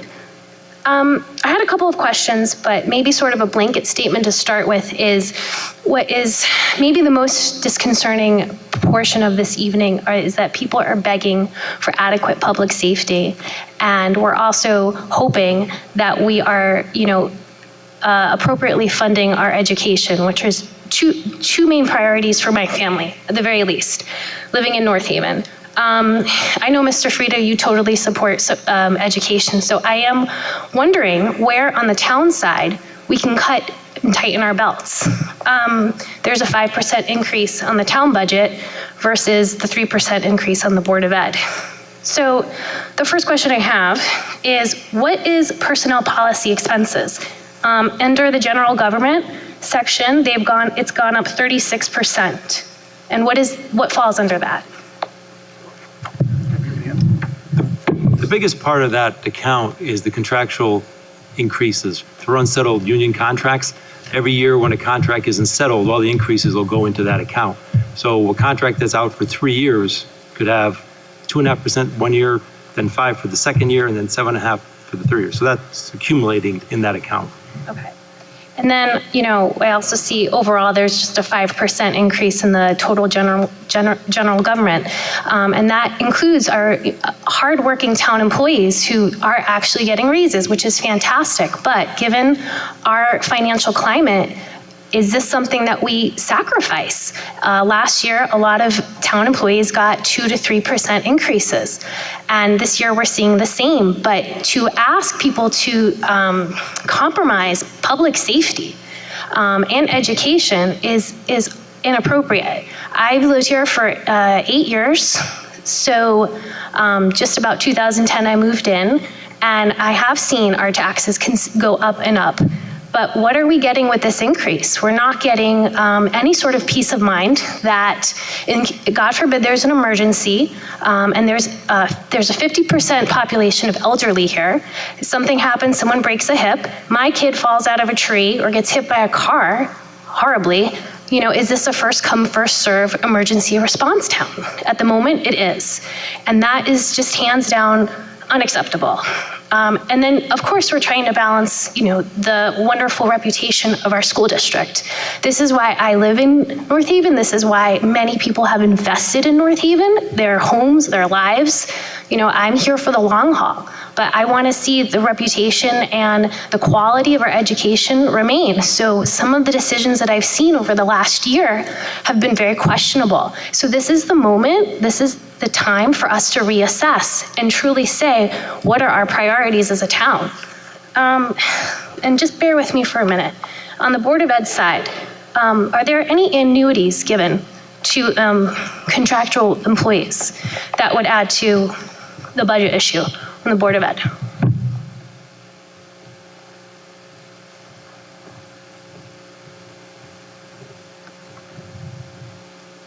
There is one annuity given that I'm aware of. And is that disclosed in the budget? Is that something that, you know, from a budget standpoint, the town should be made aware of? Is there year-to-year changes? I think that it is included in the administrator line item. Okay. All right, and then bear with me. The MedCon item, that was an 80% increase. Does MedCon have anything to do with our AMR contract?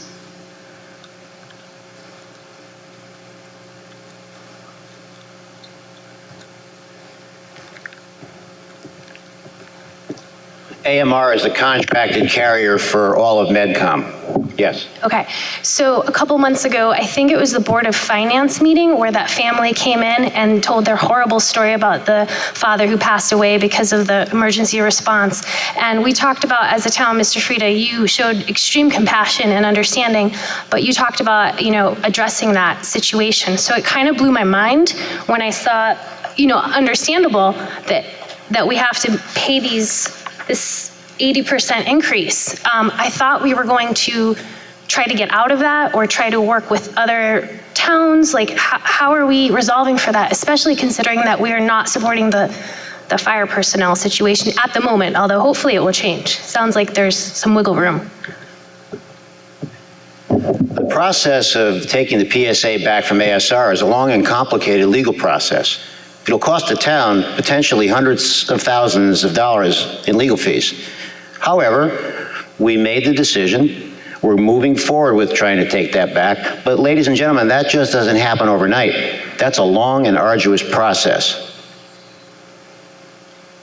So we're actually in the process of doing that. But in the meantime, to address the public safety concern that, you know, we've had volunteer firefighters coming in begging for new apparatus, people talking about, you know, inadequate response.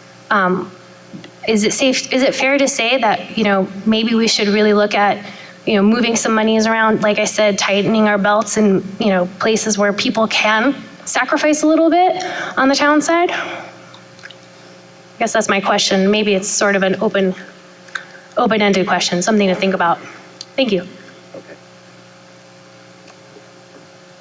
Thank you, Mrs. Morphy. Would there be any, yes, ma'am.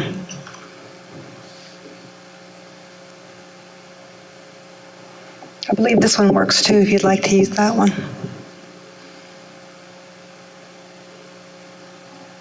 Lisa Burton, Larson Drive.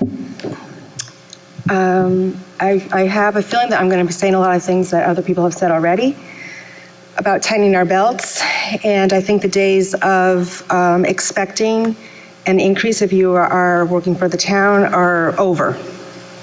I know many of us in North Haven that work in the private sector do not have a guarantee that we receive a salary increase every year, and to expect us to keep having higher and higher taxes is not bearable for us. I have a question for Mr. Frieda under Capital Improvement Plan on page 48. I see under Ridge Road School a playscape for $250,000, and also the Mono East School playscape for $125,000. Should I be asking somebody else? I was under the impression that those were items that were being donated. They're not being donated. They're being underwritten by my relationships with Quinnipiac University and the business community. They're in the capital plan at no expense to the taxpayers. So I'm working with both the Ridge Road PTA and the Mono East PTA, just like I did with the Green Acres PTA. And the funds are a combination of the PTAs fundraising themselves, and the balance, the majority, will be subsidized through my discussions with the business community, through the generosity of the businesses, and the generosity of Quinnipiac University. So what am I not understanding about it being in a total of a capital improvement plan? We listed in the capital improvement plan as an item that's going to be improved for the Board of Education, but it's going to be funded by the entities that I just mentioned. And while you're there, on page 49, we also have under other, again, the Martha Culver Library Restoration. It's listed here in this plan for $150,000. But in this slide, it says 80. We've cut. I can answer that. The last 5 pages of the report is it's a 5-year capital plans required by the state to be put in the budget. So it lists all the wants, no matter how we pay for them, whether it's bonded, through a grant, a contribution, but year by year for the next 5 years, all the requests are listed here. So we won't know if it does turn out to be a generosity of the community, or if in fact we'll have to bond for it. No, that's not the case at all, Lisa. What's that? That's not the case at all. There will be no bonding for these projects, meaning the playscapes. Well, there's a lot of items here. There's technology infrastructure at Mono East, Clintonville for $115,000. Well, that's different than There's athletic upgrades for $350,000. I don't know what this is. So in every municipal budget, we're required to put a 5-year capital plan. These are the anticipated costs of capital over the next 5 years. They could either be funded through future budgets, or if they're urgent, they could be funded on the town side from the contingency fund, or they could be bonded for. So that's a future projection as to what is needed in the town, the 5-year capital plan. So again, there is no guarantee that at some point this might fall back on the taxpayer. Well, the option is if the money's not there, we don't fund it. We don't fund the items in a capital plan. Okay, good, that's good. So thinking about, again, where monies could be saved, quickly, what's sitting here looking at the budget, I quickly did a total of, and it's not a complete list, but a total listing of non-essential overtime. I didn't look at public works, I didn't look at fire, I didn't look at police, office jobs, basically. And my quick total was over $94,000. So what I would hope is that we have a Board of Finance, a First Selectman, our folks up here who have the wherewithal to start to look at where we can save money and where we can give money to our critical needs that Ms. Mary White has often talked about. Again, police cruisers, how do you identify that you need a new police cruiser versus a fire apparatus? Tough decisions, but decisions that I think that need to be looked at. The idea of tax and spend, I think those days are over as well. And I cannot say that I support this budget as it stands, very sadly. Would anyone else like to speak tonight? Please raise your hand because I'm having a hard time seeing. Going on. Mr. White, thank you.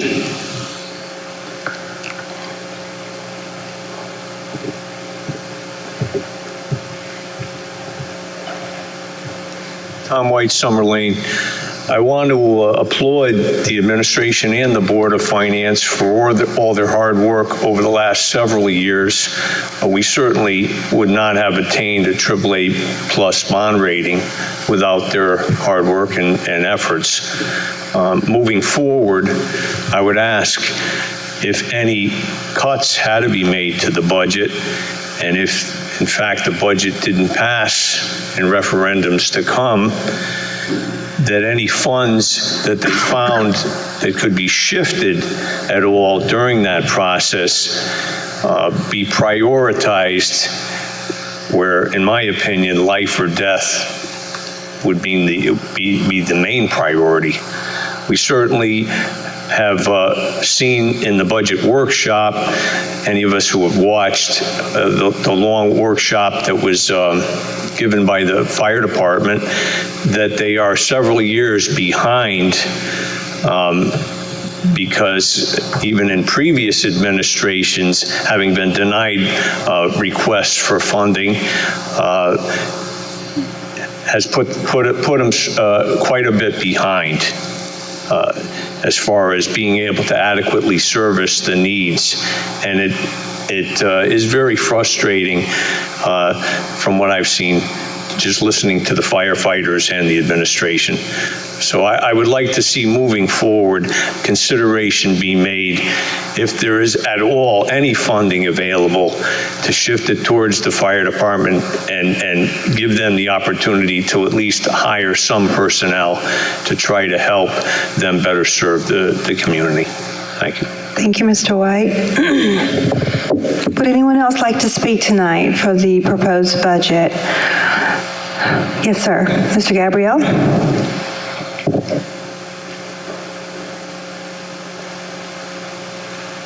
Hi, Tim Gabriel, 18 Renee Lane.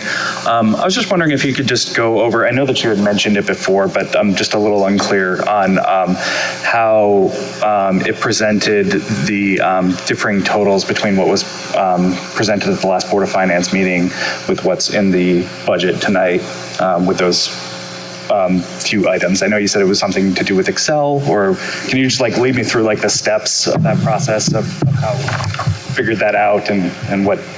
Well, as we were going through it, we were reviewing it, and as a matter of fact, Sally Buemi brought it to my attention that the 17, 18 numbers were incorrect. So we went back, reviewed it, made the changes, and brought it up to speed. Okay. And what was the error that was on the original one? There were a couple of line items were off, and I think the Board of Ed was off, so we corrected it, put the correct numbers in, so it balanced to what was actually approved in 17, 18. Okay. So it took the whole total from 4.2 to like 4%. So, but it's, you don't know how they got to be wrong in the first place, or? Yeah, I lost some data in my Excel worksheet. Okay. So there was missing data in the worksheet. Is that? No, the worksheet had an issue. It just had. So I had to go back and retrieve some of the information on it. Okay. All right. I also just wanted to state that having been to the 3 Board of Education budget workshops, it was kind of made clear during that time that the Board of Ed is running pretty lean. I think when Dr. Cronin's presentation tonight, the 1.2 million insurance increase, that's big part of that 1.5 million that they're asking for now that it's been reduced down to 1.5 million.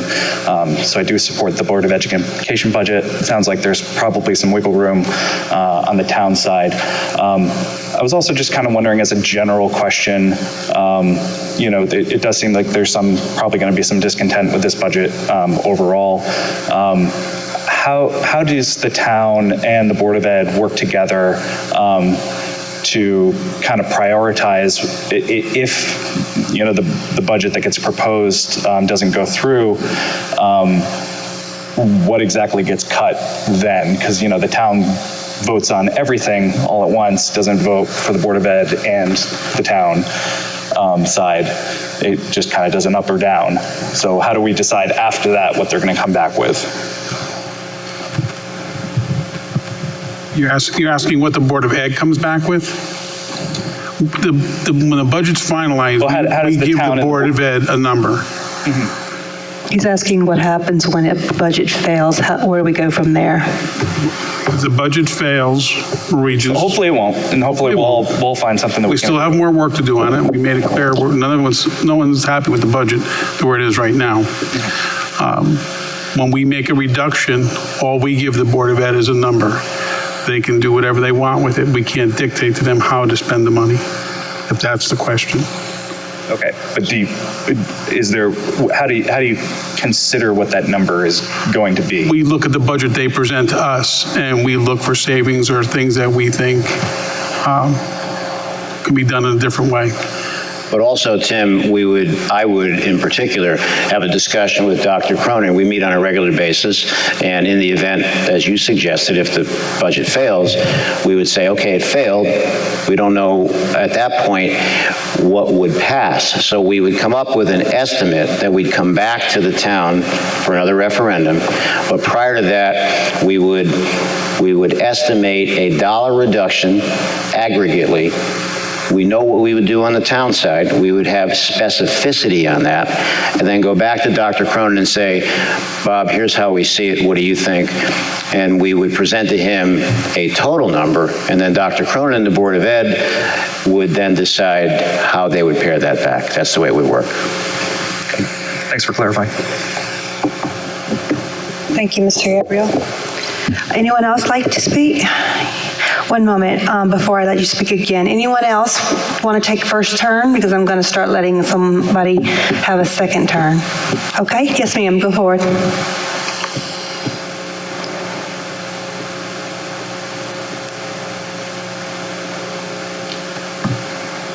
Jenny Caldwell. I think that I am concerned. I hear people say over and over again the Board of Ed budget is very lean.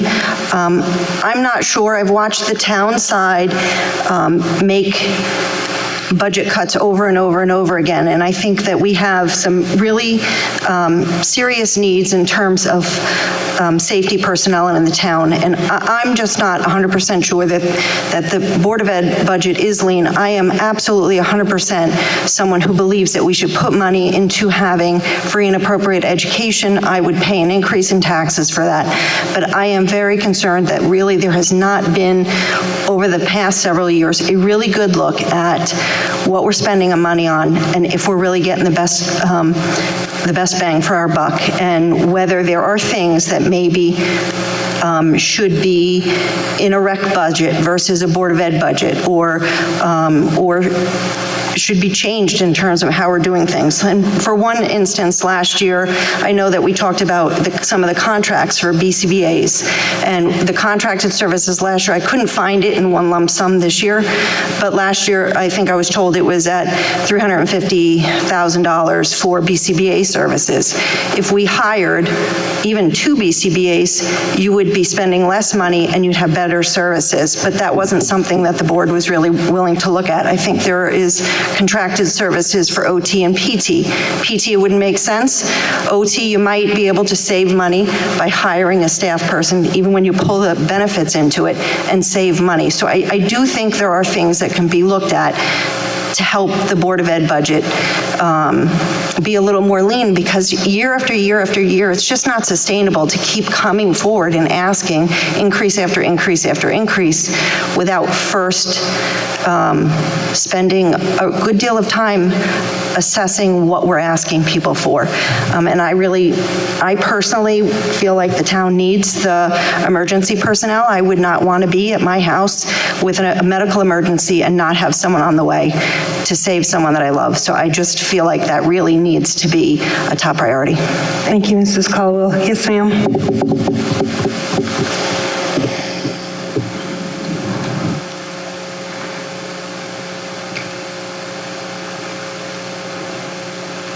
Christy Kehoe, 17 Ball Road.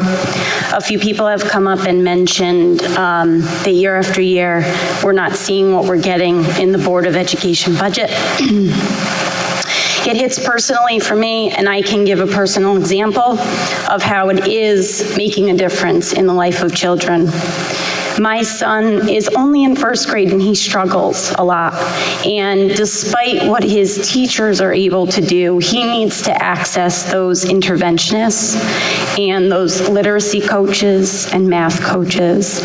And it's made a difference in his outlook on school. I think gone are the days of just saying, well, that kid just doesn't have it. They're just gonna maybe not go to college. We can do better than that. And I think that the hiring of those interventionists, those literacy coaches, those math coaches is a testament to our dedication of every single student in this town. That every single student deserves a chance. It shouldn't just get shut down. He's only in first grade, and if he didn't have that support, my student would struggle to go to school every single day. And that's just one example. I also proudly teach in this district, and I am able to help my students to a certain extent. I fight every day for every single one of them, but some of them need more help.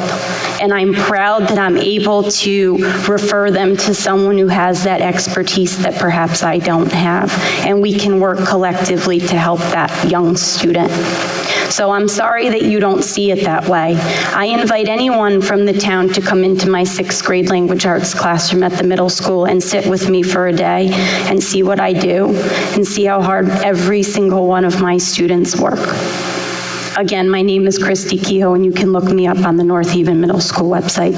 You are more than welcome to come into my classroom. Thank you, Mrs. Kehoe. Would anyone else like to speak tonight? Before Mrs. Blamey speaks again, I'd like to ask if there's anyone who would like to speak for the first time. If so, please raise your hand now. Otherwise, I'm going to allow Mrs. Blamey to speak again. Yes, ma'am, Mrs. Blamey.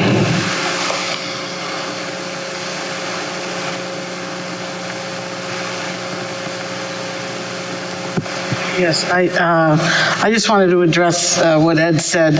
I did call you a few days ago in response to the budget, the proposed budget that was posted online, and my only question was about the 16-17 actual budget.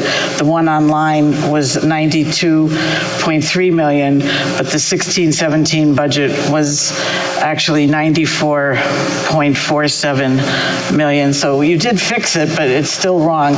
If you look on page 4, it's 93 million. It's getting closer? It's getting closer, but I did not ask you anything about these line items on 17-18. I didn't notice them. I only noticed that 16-17 was wrong. It had it at 92 million. So it looked like, you remember I said it looked like 16 was 92, then 96. It gave the impression that the budget goes up 4 million every year, and I didn't want the citizens of North Haven to think that it goes up 4 million. So I wanted the 16-17 corrected. You're still off about 700,000, but it's better. I don't know why. I mean, the actual budget is etched in stone. It was 2 years ago, and it's 94,474,000, not 93,700,000. So anyway, I did not ask you about 17-18. Thank you. Oh, and I just want to say one more thing about the Board of Ed. You know, I really hope that the bulk of this budget has to be cut because it won't pass at referendum. And I really hope that most of the cuts will be on the town side. We saw almost 2.3 million increase on the town side, 1.5 million increase on the Board of Ed side. I want you to keep in mind that the Board of Ed is much more sensitive to contractual obligations. Whether you agree that the contractual obligations are appropriate or not, they exist. And the Board of Ed is much more sensitive to contractual obligations because 60% of their budget is salaries. On the town side, only 30% of the budget is salaries. If you look on page 45, you'll see the summary of all the salaries on the town side. It's about 13.7 million. The salaries on the town side only went up about $170,000 out of that $2,291,000, only $170,000 is salary increases. So if the Board of Finance does cut in a couple of weeks, which I'm hoping they will, I hope the focus is on the town side. Thank you. Thank you, Ms. Blamey. Would anyone else like to speak tonight? Please raise your hand. Seeing no hands, I am going to adjourn this public hearing. Thank you, everyone, for attending tonight, and we hope to see you for the town meeting in a few weeks. Thank you. The preceding program is brought to you in part through a grant from the town of North Haven.